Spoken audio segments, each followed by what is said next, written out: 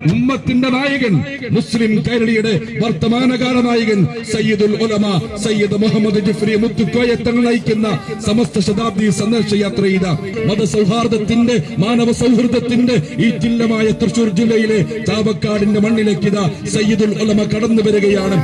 സകലമാന സൃഷ്ടിപ്പിന്നും സബബായ റസൂലുള്ളാഹ്